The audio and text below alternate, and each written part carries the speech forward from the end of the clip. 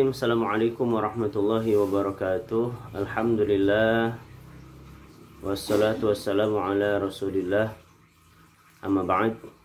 Teman-teman yang dirahmati Allah subhanahu wa ta'ala, melanjutkan pembahasan tentang ritme di dalam sholat kita. Di dalam melaksanakan sholat berjamaah, maka siapapun di antara kita, wabil khusus orang yang bermakmum, maka ada fadilah khusus dari Nabi SAW. Dalam satu riwayat disebutkan, man shalla lillahi arba'ina yawman fi jama'atin yudrikut takbiratal ula kutiba lahu bara'atani, bara'atun minan nar wa bara'atun minan nifaq. Barang siapa dia sholat selama 40 hari 40 malam karena Allah subhanahu wa ta'ala, yang dia mendapatkan takbiratul ihram bersama imam. Maknanya ketika imam takbiratul ihram selesai, maka disusul oleh kita sebagai makmum. Ya, berbeda halnya dengan semisal imam sedang membaca Al-Fatihah atau sedang membaca surat, sudah tergolong telat. Apa yang Nabi SAW janjikan kepada kita, kita akan dituliskan oleh Allah Subhanahu wa ta'ala terbebas dari neraka dan terbebas dari sifat munafik. Ini 40 hari, ya. Kok sebentar gitu?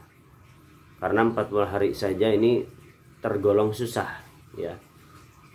Makanya ada dari kalangan sahabat-sahabat kita dari jamaah tabligh yang mereka diantaranya menggapai fadilah tersebut dengan keluar khuruj 40 hari atau 4 bulan dan sebagainya. Kemudian wajib diketahui yang pertama untuk imam. Imam ini peraturannya di dalam ruku dan sujud ini tidak boleh membatasi diri kepada sesuatu yang minimal. Tidak boleh hanya menggunakan satu kali tasbih saja. Lagi ruku atau sujud misalkan bacanya subhana rabbiyal a'la wa bihamdihi Allahu akbar misal. Ini tidak dianjurkan oleh ulama-ulama kita. Batasannya seperti apa? Batasannya adalah adnal kamal, yaitu minimal di dalam kesempurnaan, yaitu membaca tasbih subhana rabbiyal azimi wa bihamdihi di dalam ruku, ya. Ini 3 kali dibaca. Kemudian aktsarul kamalnya, maksimal kamalnya, sebagian mengatakan 7 kali, sebagian lagi 11 kali, dan ini tidak dianjurkan pula untuk seorang imam. Ya, adapun sebagai makmum atau orang yang sholatnya munfarid sendirian silakan. Kemudian hindari kita sebagai makmum untuk mendahului imam, karena sebagian ulama Syafi'i berpendapat kalau orang ini tahu ya hukum keharaman di dalam mendahului imam, begitu juga mengerjakannya dengan sengaja, maka bisa membatalkan sholat.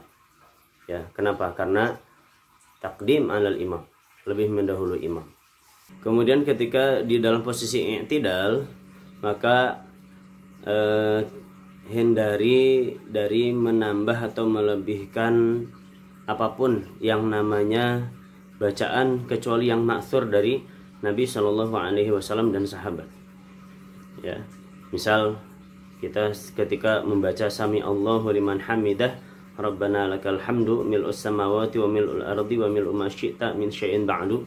Kemudian ketika kita menjadi makmum atau munfarid, silakan membaca yang dibaca oleh sahabat, hamdan katsiran thayyiban mubarakan fi. Selebihnya tidak dianjurkan ada penambahan oleh ulama-ulama kita. Ya, kenapa? Karena yang namanya i'tidal ini adalah salah satu rukun yang ghairu maqsudah. Ya, bukan rukun yang sejatinya dibuat inti di dalam sholat kita, ya, melainkan ini hanya penambahan saja sebagai pemisah antara ruku dan sujud, ya.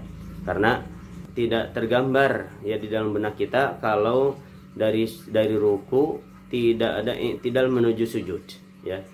Kemudian ketika selepas baca doa i'tidal kita jeda, jadi bukan secara langsung ya, min syai'in ba'du Allahu akbar, tapi min syai'in ba'du, sejenak saja langsung kita sujud. Sujud adalah rukun maksudah, rukun yang dimaksud, ya. Maka boleh di sini dipanjangkan ketika bangun dari sujud, ya. Kita duduk di antara dua sujud, ini cukup hanya membaca Rabbi firli sampai akhir saja. Tidak dianjurkan ada penambahannya. Sama, karena duduk di antara dua sujud adalah rukun yang ghairu maksudah. Begitu juga tasyahud awal, teman-teman. Kita hanya dianjurkan membaca sampai sholawat ke atas Nabi Shallallahu Alaihi Wasallam saja. Ada yang berpendapat sampai sholawat kepada keluarga Nabi Shallallahu Alaihi Wasallam, dan hukumnya makruh ketika kita sebagai imam menambahkan daripada bacaan itu, ya, karena demi membedakan antara tasyahud awal dan tasyahud akhir. Adapun sebagai makmum, ketika makmum lebih cepat bacaannya atau lebih dulu sementara imam belum, boleh menambah. Di dalam tasyahud akhir rukunnya hanya sampai salawat ke atas Nabi Shallallahu Alaihi Wasallam saja. Kemudian termasuk sunnah ab'ad adalah salawat kepada keluarga Nabi Shallallahu Alaihi Wasallam. Selebihnya adalah sunnah. Nah, teman-teman dirahmati Allah Subhanahu Wa Taala, di dalam bacaan tasyahud pun ini ada yang membaca at-tahiyyatu lillah, ya, atau yang dibacanya at-tahiyyatul mubarakatus salawatut thayyibatu lillah, dan seterusnya. Al-Qur'an ini ikhtilaf di dalam bacaan tasyahud, silahkan, ya. Adapun yang ditarjih oleh ulama Syafi'i adalah yang kedua, at-tahiyyatul mubarakatus salawatut thayyibatu lillah. Ada mubarakahnya karena Imam Syafi'i ittiba' lil Quran, mubarakatan thayyibah di dalam Al-Quran bunyinya, ya. Kemudian adapun penambahan setelah itu sampai selesai membaca salawat Ibrahimiyah, ya, sampai Hamidum Majid, kemudian ditambahkan pula doa Allahumma inni a'udzubika min adzabil qabri sampai Masihid Dajjal. Jikalau kita salatnya sendirian atau salatnya sebagai makmum, bacaan imam masih belum selesai sementara makmum selesai terlebih dahulu, maka boleh ditambah, ya, ya muqallibal qulub dan yang lain-lainnya. Kemudian ketika salam, teman-teman dirahmati Allah Subhanahu Wa Taala, maka ulama-ulama mazhab Syafi'i menganjurkan dan lebih mentarjih, ya, bacaan salam ini sampai warahmatullah, assalamualaikum warahmatullah. Kemudian diperhatikan di dalam membaca salam yang pertama, karena ini adalah rukun, maka tidak boleh berganti atau mengurangi daripada kadar bacaannya. Misalkan assalamualaikum warahmatullah, ya. Sebagian riwayat menyebutkan menambahkan wabarakatuh. Di dalam mazhab Syafi'i sampai warahmatullah saja. Kemudian tidak sah kalau salam kita balik atau kita rubah yang tadinya ma'rifah menjadi nakirah, salamun alaikum misalnya, maka ini tidak disahkan oleh ulama-ulama kita. Kemudian tata caranya adalah ketika salam assalamualaikum warahmatullah baru menoleh. Kemudian begitu juga di salam yang kedua, assalamualaikum warahmatullah. Di dalam salam, teman-teman dirahmati Allah Subhanahu Wa Taala, ulama kita menganjurkan memulai salam ini, entah itu salam yang pertama atau salam yang kedua, itu dari mulai menghadap kiblat.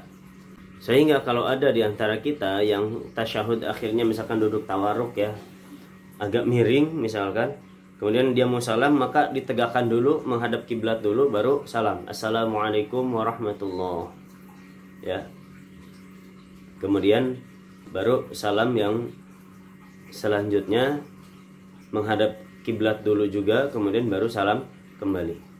Kemudian bagi makmum, afdal dan anjurannya adalah salamnya menunggu setelah selesai salamnya imam yang kedua.